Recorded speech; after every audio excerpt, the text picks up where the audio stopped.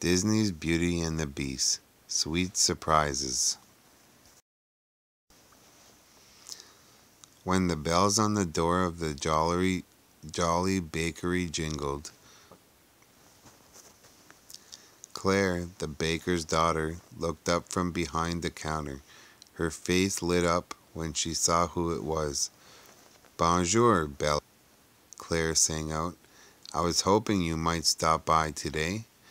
Bella gave her young friend a warm smile and set down the stack of books she was carrying.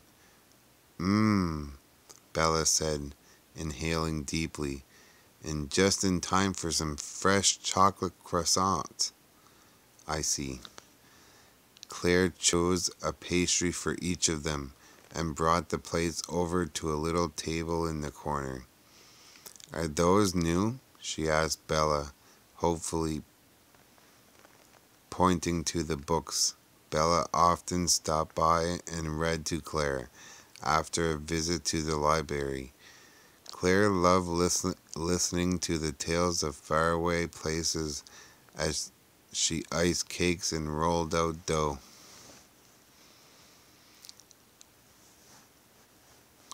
"Actually, those are the ones we already read," Bella told her. "I'm about to return them." Then, seeing the disappointment on Claire's face, she added, "Shall I make up a story instead?"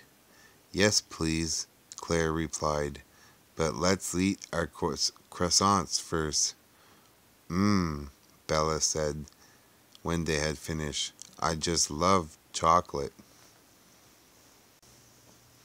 Then, when Claire iced a cake, Bella concocted a fairy tale about a flying purple dragon, an ancient wizard, and a clever prince who freed the entire kingdom from an evil spell. "I wish I could make up stories like that," Claire said with a sigh. "Have you ever tried?" Bella asked. They went to the back room so Claire could prepare the day's bread deliveries. "Sometimes I can think of a beginning to a story, but not an end," the little girl admitted. "And sometimes I can come up with an end, but not a beginning. At other times, all I can think of is the middle. I don't have a very good imagination." Claire's father, Henry, overheard them. "Ma chérie," he said, "do not worry so much about imagination. You have a lot of it. You just need to figure out how best to use it." "Oui, papa," Claire said thoughtfully. Before long, the bread was ready. Bella offered to help Claire deliver it. As they wheeled the bread cart around town, Bella and Claire passed a dressmaker's shop. In the window was a very fancy dress. "It looks like a wedding cake," Claire remarked. Bella looked at the dress. Claire was right. The skirt was made of tiers of satin, and the pink ribbons looked like icing. "Madame designed all the gowns herself," Claire said. "She's so talented." "Indeed she is," Bella agreed. "Each dress is different from the next. She must be filled with ideas." As they passed the florist's shop, Claire admired a bouquet. "Aren't these pretty?" Claire asked. "Madame Florette is so good at putting the right flowers and colors together." Bella nodded, but she noticed that Claire seemed troubled. As they left the shop, Bella asked her friend what was wrong.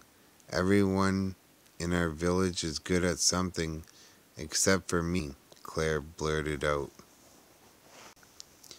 "What do you mean?" asked Bella. Claire took a deep breath. "You can make up wonderful stories. The dressmaker can design beautiful dresses, and Madame Florette can take a bunch of ordinary flowers and turn them into a work of art."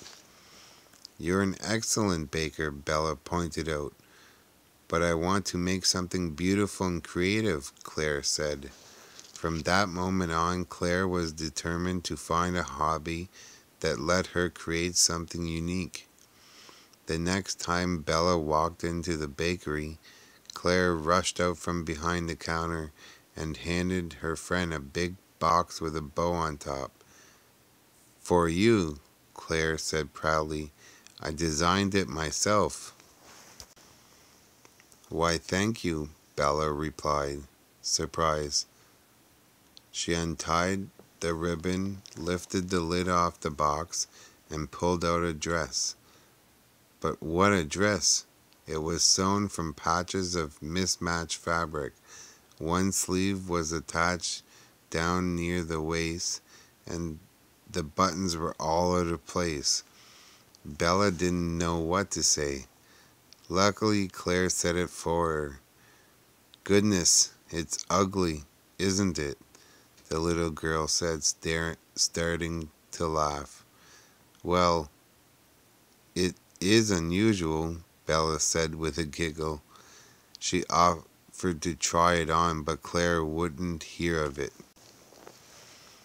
"Bad news," Claire announced to Bella a few days later. "I tried writing poetry, but I'm terrible." "Are you sure?" asked Bella as she sat down on the steps of the bakery. "Just listen," Claire said. Then she read out loud. "Sometimes when I roll out the dough, the rolling pin drops on my toes. While in the oven the tart bakes. At last my foot still throbs and aches." "You're good at writing a funny poem," Bella pointed out. "That's just the problem," Claire replied sadly. "I wasn't trying to be funny." She paused. "I'll just try something else." The following afternoon, Claire arrived at the cottage where Bella lived with her father, Maurice. The girl was wearing an artist's smock and carrying a canvas under her arm. "I want you to be completely honest," she told Bella as she unrolled a portrait she had just painted. "It's, very interesting," Bella said. "Is it Madame Florette's dog, Gigi?" she guessed. "It's you," Claire confessed. "Well, of course it is," agreed Bella. "I just didn't recognize myself with that different and very pretty new hairstyle you gave me." Claire sighed. "Bella, thank you for being so nice, but the truth is I'm not good at painting either." "Don't worry, Claire," Bella assured her. "It's just like your dad said. You just haven't found the best way to use your imagination. You'll figure it out soon." "I don't know, Bella," Claire replied, frowning. "It seems like I've tried everything." Just then Maurice called to his daughter. Bella and Claire went to his workshop and found him tinkering with an odd contraption. It was his latest invention. It looked like a bicycle with an engine, dials, and an exhaust pipe, and a miniature trumpet for a horn. "Beep, beep!"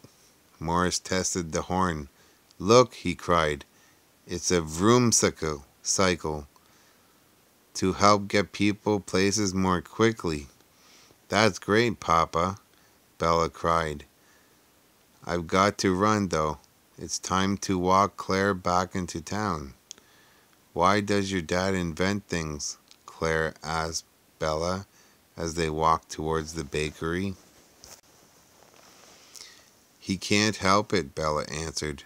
"When he looks at an ordinary object, he sees how it might become new and different." The next morning, Bella arrived at the bakery very early. It was Maurice's birthday, and she was going to help Claire bake a cake. As the little girl cracked eggs, sifted flour, and whipped up a custard filling, Bella practiced with a pastry bag. Squirt!